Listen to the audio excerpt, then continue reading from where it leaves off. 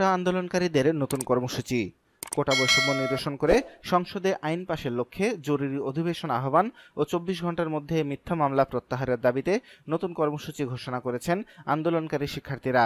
আগামীকাল রোববার ১৪ জুলাই সকাল ১১টায় বঙ্গভবন অভিমুখে পদযাত্রা ও মহামান্য রাষ্ট্রপতি বরাবর স্মারকলিপি প্রদান করবেন শিক্ষার্থীরা। এছাড়াও অন্যান্য শিক্ষা প্রতিষ্ঠান নিজ নিজ জেলা প্রশাসক কার্যালয় অভিমুখে পদযাত্রা নিয়ে একই দাবিতে জেলা প্রশাসকের মাধ্যমে মহামান্য রাষ্ট্রপতি বরাবর স্মারকলিপি প্রদান করবেন।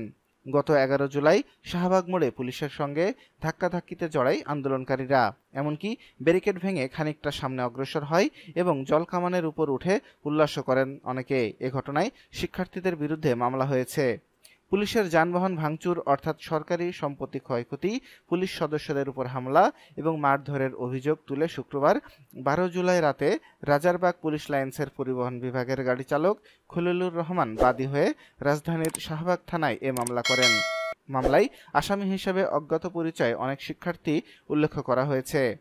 মামলার এজাহারে উল্লেখ করা হয়, গত ১১ জুলাই কোটা বৈষম্য বিরোধী ছাত্র আন্দোলনের পূর্ব ঘোষিত আন্দোলনের কর্মসূচি ছিল। সে অনুযায়ী ঢাকা বিশ্ববিদ্যালয়ের কেন্দ্রীয় গ্রন্থাগারের সামনে অজ্ঞাত পরিচয় ছাত্ররা জড়ো হয়ে বিভিন্ন হলের সামনে দিয়ে প্রদক্ষিণ করে বিকাল ৪টার সময় স্লোগান দিতে দিতে শাহবাগ মোড়ের দিকে অগ্রসর হতে থাকেন। এক পর্যায়ে আন্দোলনকারীরা শাহবাগ মোড় অতিক্রম করে বেআইনি জনতায় আবদ্ধ হয়ে দাঙ্গা সৃষ্টি করে সরকারি দায়িত্ব পালনে বাধা সৃষ্টি করেন। তারা শাহবাগ মোড়ে পুলিশের ব্যারিকেড ভেঙে ফেলেন ও পুলিশের সঙ্গে ধাক্কাধাক্কি করেন। এ সময় কর্তব্যরত পুলিশ সদস্যদের মারধর করে সাধারণ জখম করেন।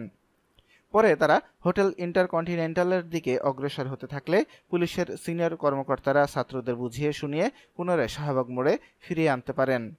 এজাহারে বলা হয়, এ সময় বিএসএমএমইউ এর পাশে নিরাপদ স্থানে রাখা এপিসি ২৫ ও ওয়াটার ক্যাননের চারদিকে ঘেরাও করে অসংখ্য ছাত্র আন্দোলনকারীরা উঠে উদ্দাম নৃত্য শুরু করেন। তারা ওয়াটার ক্যানন চালককে গাড়ি থেকে জোর করে বের করার চেষ্টা ও গতিরোধ করেন। এর ফলে এপিসি ২৫-এর সামনের দুইটি এসএস স্ট্যান্ড, বনাটের উপর বাম পাশে রেডিও অ্যান্টেনা এবং ডান পাশে পিছনের চাকার মর্টারগান চলি ও ওয়াটার ক্যাননের বাম পাশের লুকিং গ্লাস ভেঙে আনুমানিক ৫ লক্ষ টাকার ক্ষয়ক্ষতি করেন।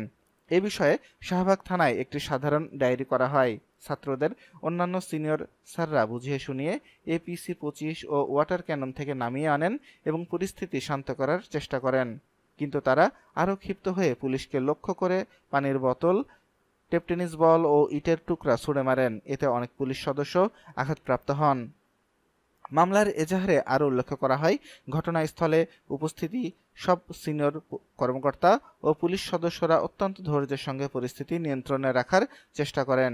এক পর্যায়ে অজ্ঞাত পরিচয় ছাত্ররা জগন্নাথ বিশ্ববিদ্যালয় থেকে শাহবাগের আন্দোলনে যোগ দিয়ে বিভিন্ন স্লোগান দিয়ে বারডেম হাসপাতালের গেটের ব্যারিকেড ভেঙে পুলিশ সদস্যদের আহত করেন। তারা পুলিশকে লক্ষ্য করে বিভিন্ন ধরনের কটূক্তি করেন। ছাত্ররা কুমিল্লা বিশ্ববিদ্যালয় সহ অন্যান্য বিশ্ববিদ্যালয়ে ছাত্রদের উপর হামলা এবং শাহবাগ থানায় ছাত্রদের ধরে নিয়ে গেছে বলে গুজব ছড়িয়ে পরিস্থিতি উত্তপ্ত করার চেষ্টা করেন। এক পর্যায়ে পুলিশকে মারতে তেড়ে আসেন এবং পুলিশকে বিভিন্ন ভয়ভীতি ও হুমকি দিয়ে শাহবাগ মোড় ত্যাগ করেন। বিবাদীরা বেআইনিভাবে জড়ো হয়ে দাঙ্গা সৃষ্টি করে সরকারি কাজে বাধা দেন। তারা স্বেচ্ছায় আঘাত করেন, গতিরোধ, দাঙ্গা দমনকারী কর্তব্যরতদের প্রতি আক্রমণ ও বাধা দিয়ে ক্ষতি সাধন ও ভয়ভীতি দেখান বলেও এজাহারে উল্লেখ করা হয়েছে। সুপ্রিয় দর্শক মণ্ডলী, প্রতি ঘন্টার আপডেট নিউজ পেতে আমাদের চ্যানেলটিকে সাবস্ক্রাইব করুন এবং আমাদের পাশেই থাকুন। ধন্যবাদ।